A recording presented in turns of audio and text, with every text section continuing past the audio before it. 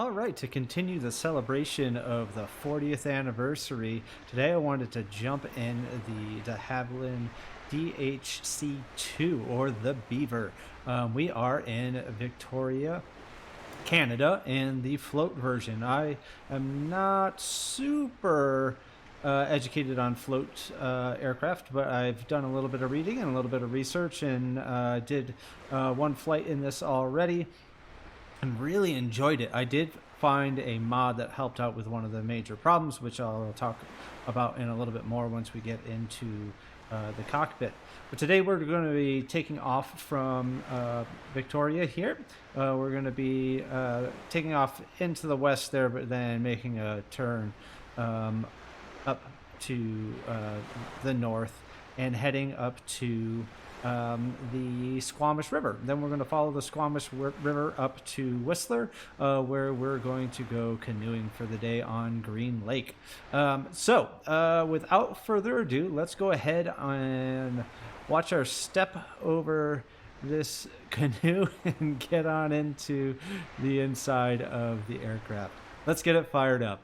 If you're familiar with some of my videos on like initial flights, I like to do what's called quick and dirty startups, just because these types of, when you get these new aircraft, you just want to get in the air. You just want to fly. You want a little bit of immersion and realism, but you're not looking quite yet for study level. You just want to get a feel for the aircraft. So that's what I typically do. So we're going to get these controls out of the way here. We're going to go ahead and get our battery on. We can get our fuel selector over to our rear tank. From here, we can go ahead and actually, you know what? Let's get our magnetos over to both. We're going to come full forward on our mixture and crack our throttle just a little smidge there.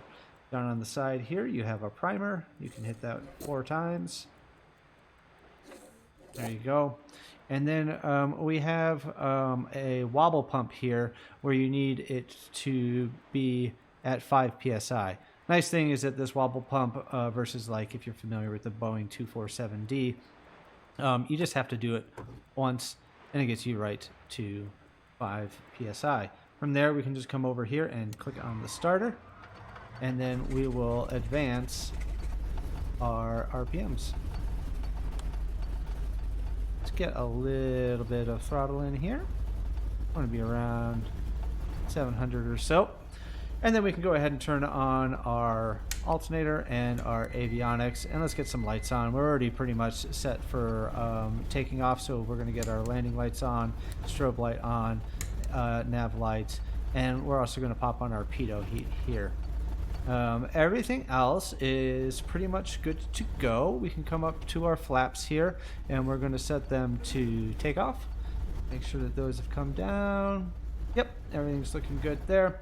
Now we do have an autopilot that we will absolutely use, because this is going to take us about an hour. Obviously, I'm not going to have you guys sit through an hour-long video, and I'm just going to cut it up, and we will during the flight have a look at some of the textures on the outside, and also sort of check out the cockpit a little bit more. So let's get to that add-on that I was talking about. So if you come up here, you now have this sort of pushback, and what's nice about this is, one, it's controlled by your rudder, and you can adjust the tug speed. So for things like this, let's go to the outside. You can really control this to get you right where you need to be. So that way it just adds a little bit of realism to, you know, like basically you would have someone helping you get there, and then once you're lined up, you can just bring it to 0 speed pretty much, and it just holds you in places if you either have someone on the dock holding you or you've got an anchor down, which is nice. So we're going to go ahead and just bring that back up again, and we're just going to slowly control this to get us away from the dock. Imagine someone kind of pushing us off a little bit, and really once we're just sort of lined up, because like with that wind it would have pushed us into the dock, and that's kind of what happened there, because I didn't have this sort of pre-configured yet. So we are looking good there. We can go ahead and bring this tug speed down, and you can notice now it's actually hit the wrong view button there. There we go. That it's just got us held in place, right? So we can go ahead and bring up. Actually, we're going to drop our rudder down here, and then we can bring up our throttle a little bit and just say stop pushback, close it down, and now we're in control. Where before it would have had us rotating, it would have been going all over the place. So I really recommend that if you're into seaplanes. It helps out a ton. Now for takeoff, we're going to go full forward on throttle, full forward on prop, and mixture, which is already all the way forward. We're going to bring up, we can bring it up now, our water rudder. And then as soon as we're kind of like clear, which doesn't take long, we're going to reduce our power down to 33 inches and 2200 RPMs. And then I'll describe a little bit more once we get into the air. So I pulled that throttle in a little quick. You don't really want to do it that quickly. But this takes off super nicely on the water. We can already start to rotate a little bit there. Perfect.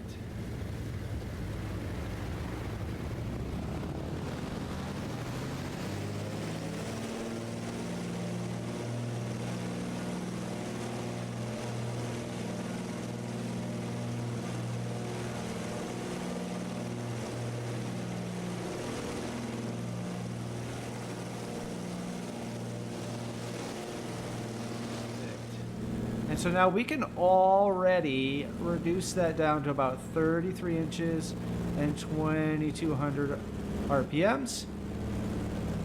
And then once you're 500 feet up, that's when you can go ahead and take your flaps and go from takeoff to climb. Now we're looking for about 90 miles an hour for our climb, which we're roughly at right about now. We just passed 500 feet. We can go ahead and go to climb. And we can start to trim out now for our climb. Super enjoyable to fly. It just really feels smooth, but like if you wanted to, you could really like manhandle it if you wanted to, and really just, you know, crank it over and get some pretty strong maneuvers in. Need to bring that throttle up just a smidge. There you go. We're kind of trimmed out for our climb already. And you keep the flaps in that climb setting for the entire climb. Now, we're going to go up to 2,400 feet. And the reason for that is we're going to be going past Vancouver's airspace. And we need to stay below 2,500 feet in order to sort of maintain VFR. So that's what we are going to do. We're going to make our turn up over here. This is Friday Harbor, which is Washington State. And this here just kind of splits the US and Canada. And we're coming up to 2,000 feet here. And you can see I've just got this trimmed out. So I haven't touched the trim since, you know, we started climbing, and it's just locked in. We're doing 95, well, probably a little bit higher, 98 miles an hour. It just feels great. Love it, love it, love it. All right, so what we're gonna do is I'm actually gonna get our autopilot kind of configured here. So if we go ahead and set this to 2,400 feet, and we just click on altitude, and we hit autopilot, it's going to lock us in. Just want to double check that. Yep. So we went past it a little bit there. So all we need to do is come down here and go altitude again. Oops, sorry. There we go. And then this button here, we can set to descend. And you notice now that is dropping us down. We can go ahead and get our heading mode set as well, which really we just need to make a turn up to the north. So our heading bug is already at the north, but you can rotate to get it where you want it. And then just hit on heading, and we'll start making our turn. Now for cruise settings, seeing that we're really going to be leveling off at that 2400 and we're already above it, we can go ahead and bring our flaps, sorry, wrong way, flaps to cruise. And for a very fast cruise, you would do 30 and 2000. I want to do a little bit slower and come down to around, I don't know, 28 and a half and like 1950 there. Just sounds a little bit smoother to me. Now, what I wanted to show you is that airspace that I was talking about that we have to steer, not clear of, but underneath. So if I click on that V button again, which brings up the VFR map, this is Vancouver here. Now, this inner one here, I know this from just looking at the VFR sectional, which you could find all sorts of different places. Sky Vector is one of my favorites to use. But this is from the surface to 2500, and then this is like 2500 to, I don't know, 7000 maybe, something like that. I didn't really look at the what it is to fly over it. I just wanted to fly under it. So we can't go inside this ring because we'll end up, this guy's getting a little close to us here. So we just kind of want to like just skirt right next to it at 2400 feet, which keeps us 100 feet below this airspace. And here's the Squamish River. So as soon as we get past there, we could then start our flight up there. So really what we're looking for is this little island here, and we're going to aim for the eastern point to start our flight up the Squamish River. We're going to fly over Squamish Airport, and then we're going to fly up, this is a Highway 99, runs up all through here, and then we're going to fly up to CAE 5, which is, this is Green Lake. So that's our route, and we'll just continue on, or as Matthew McConaughey says, keep on keeping on. No, he says right on, right on, right on. But so you can see now we're actually lining up pretty good on that ADF as well too.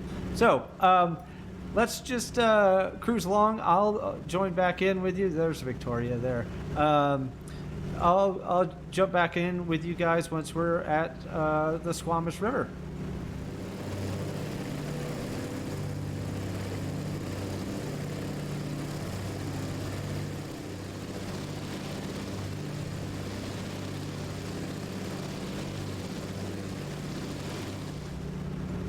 Alright, so we are just about to enter onto the Squamish River here. We've got Vancouver off to our south there.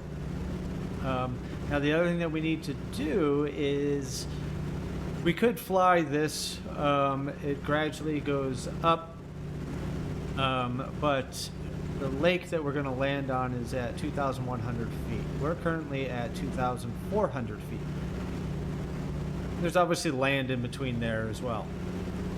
So we couldn't go above 2,400 feet, well really 2,499 feet, until we got clear of that airspace. Now if we bring that map back up, you can see this line here is actually where that airspace stops. And we can climb up now. I can't remember what this is, but it's much higher. It, you know, like something like 10,000 plus type of thing. So we can go ahead and we can come down to our autopilot, and let's just go up to let's say 3,200 feet, which will get us above our, about 1,000 feet above the lake we're landing at, and it should clear any sort of land or little bits that are jutting out from the canyon here. So we've got it set. You notice it hasn't done anything yet. We need to come over and actually click on Alt button again. Then our vertical speed will come on, and then we can dial this in. So we can go ahead and just say, hey, let's climb up at 500 feet per minute.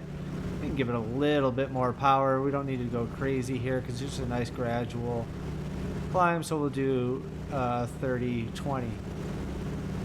And then we can continue on flying up the valley here, which is going to be super, super pretty to fly up.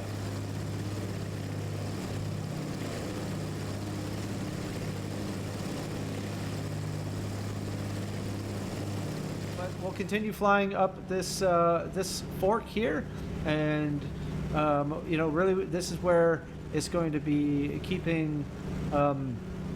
Really right in the middle of it because we don't have much room for error, and we don't want to go up too high because that lake's going to hit us pretty quickly, and we only want to be about 1,000 feet above it. So this is where it gets you know, sort of not difficult but fun. And we'll check in once we get to Whistler. Now, before we get into the real messy stuff, which I'll keep an eye on, I wanted to show you guys around the cockpit a little bit. And we've, you know, obviously had a little look while we've been flying, but the attention to detail is really nice. I'm not sure if I mentioned it before. I wish there was a way to tuck that iPad into the little pocket like Carenado does. But, you know, it looks really well done. There's a lot of detail with the fabrics and, you know, the passenger seating, and adding in these little first aid kits, and you know, you got your little cargo hold back there. The doors are all functional. You know, it just looks really good. Like I said, I know I've done some shots of things already, but just to go over, you know, some of the details as well that are on here, it's just really, really good. You know, if you get super close, some of the rivets and things don't look all that great. I mean, right here, those look fantastic.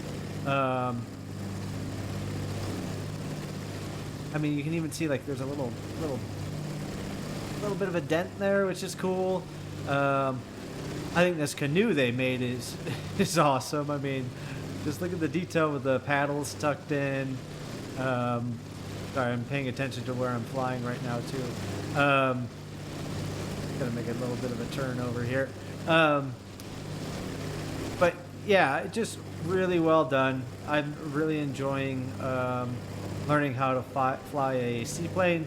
Obviously, it's got landing gear as well that you can pop down and land on a hard surface if you want. But all the cables, you know, everything on it. I mean, look at the bottoms with the scratch marks from, you know, either hitting rocks or a dock or things like that. The little ropes swinging in the wind, I think also looks really well done. The texture on the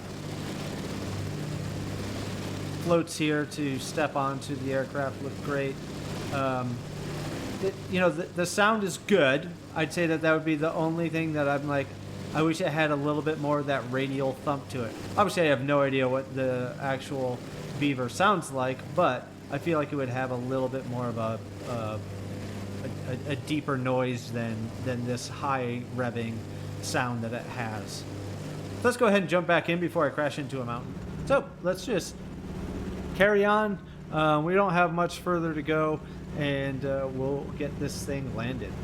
I'm going to disengage the autopilot here in a minute. We're going to kind of stay at our current altitude, but I want to fly over. The dock is sort of like in here, so I kind of want to come out and turn around in this little spot there. We're going to get close to that mountain, come in and land just kind of like next to this little point in there.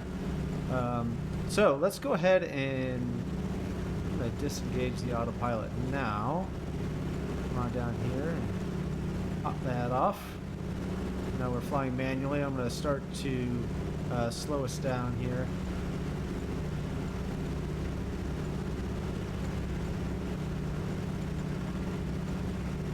I'm going to come off to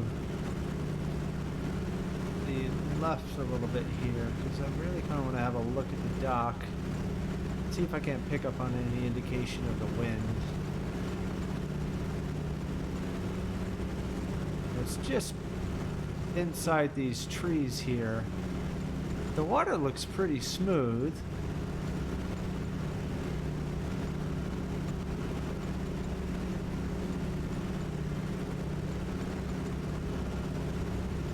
Yeah, I'm gonna do the plan and kind of come out, spin around, and come back in.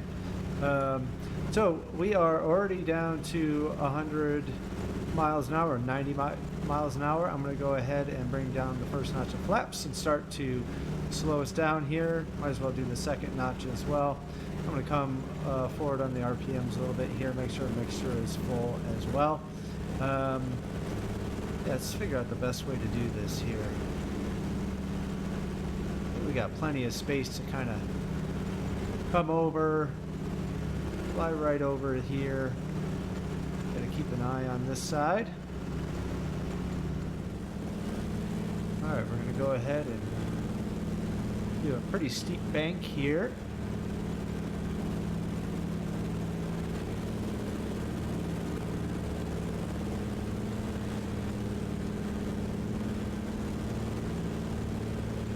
Yeah, plenty of space. Alright. There's our little peninsula that we want to aim for. I'm going to go ahead and bring down another notch of flaps. Come into landing.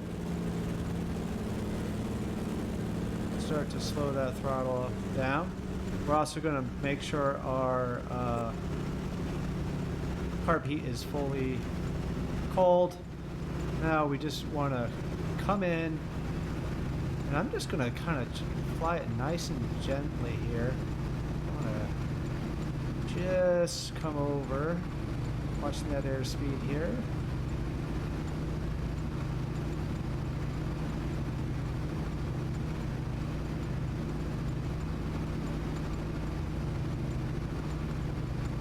Alright, we're going to touch down nice and smooth.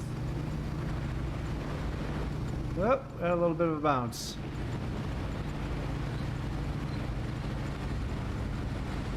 There we are, and come to idle.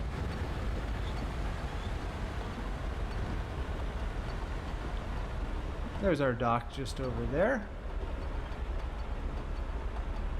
Alright, so we slowed down enough that I can lower down our rudder.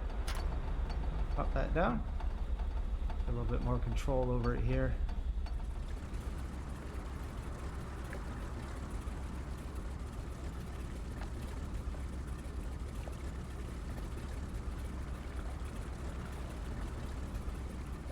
There we go. That's enough of a step for someone to get off. All right, so let's get back into the aircraft here. Sorry about the view there. You can see we are close to the docks, holding steady.